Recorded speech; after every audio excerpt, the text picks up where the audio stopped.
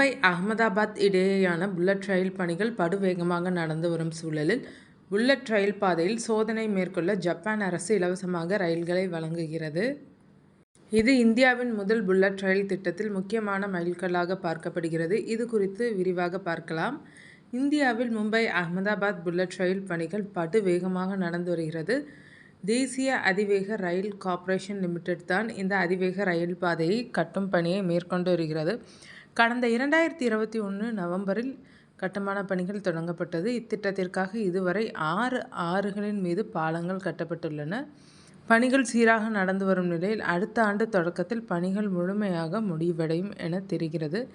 கட்டுமான பணிகள் துரிதமாக நடந்து வரும் சூழலில் ஜப்பான் அதன் புகழ்பெற்ற ஷின்கான்சென் புல்லட் ரயில்களின் 2 செட்களை இந்தியாவுக்கு இலவசமாக வழங்குகிறது.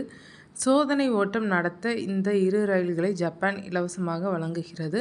புல்லட் ரயில்களில் பல வகைகள் உள்ள சூழலில் E5 மற்றும் E3 சீரியஸ்களில் இருந்து தலா 1 என 2 ரயில்களை ஆய்வு உபகரணங்களுடன் ஜப்பான் வழங்குகிறது.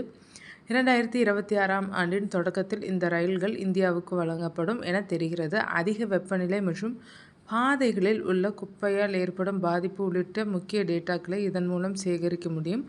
அதே நேரம் இந்த புல்லட் ரயில்களை நாம் பயணிகள் போக்குவரத்திற்கு பயன்படுத்த முடியாது, வெறும் சோதனை ஓட்டத்திற்கு மட்டுமே பயன்படுத்த முடியும். மும்பை அகமதாபாத் இடையேயான அதிவேக புல்லட் ரயில் பாதை நாட்டின் உள்கட்டமைப்பு மேம்பாட்டில் ஒரு முக்கிய திட்டமாக கருதப்படுகிறது. ஷின்கான்சென் ரயில்களை பயன்படுத்துவதன் மூலம் குறிப்பிட்ட சூழலில் ரயில் எப்படி இயங்குகிறது என்பது குறித்து துல்லியமான தகவல்களை சேகரிக்க முடியும். இந்த சோதனை ஓட்டம் என்பது E10 ரயில்களை எதிர்காலத்தில் இந்தியாவில் உற்பத்தி செய்ய அடித்தளமாக இருக்கும். 2030க்குள் முதல் இந்திய E10 ரயில்கள் இந்த பயன்பாட்டிற்கு வரும் என்பது குறிப்பிடத்தக்கது. அடுத்த தலைமுறை ரயில்கள் வரும் வரை இந்த ரூட்டில் உள்நாட்டிலேயே தயாரிக்கப்பட்ட செமி ஹை ஸ்பீட் ரயில்களை பயன்படுத்த இந்தியா திட்டமிட்டுள்ளதாக ஜப்பான் டைம்ஸ் தெரிவித்துள்ளது.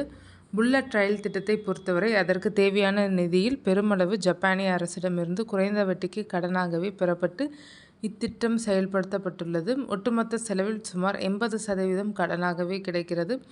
அதே நேரம் செலவுகள் அதிகரித்து வருவதால் இரு நாடுகளும் இணைந்து புதிய லோன் கட்டமைப்பை உருவாக்க திட்டமிட்டுள்ளனர். இந்த திட்டம் கிழக்கு ஆசிய நாட்டின் சின்னமான ஷின்கான்சென் தொழில்நுட்பத்தால் ஆதரிக்கப்படுகிறது. எனவே ஜப்பானிய அரசாங்கத்திற்கும் இது மிக முக்கியத்துவம் வாய்ந்தது என்று வெளியீடு கூறுகிறது. இந்தியாவுக்கு ஜப்பான் வழங்கும் E5 சீரிஸ் ரயில் அதன் நேர்த்தியான வடிவமைப்பு மற்றும் அதிநவீன தொழில்நுட்பத்திற்காக புகழ் பெற்றதாகும். மறுபுறம் E3 ரயில் என்பது செயல்திறன் மற்றும் சிறந்த பயணிகளின் வசதிகளை வழங்கியதற்கு பெயர் பெற்றது.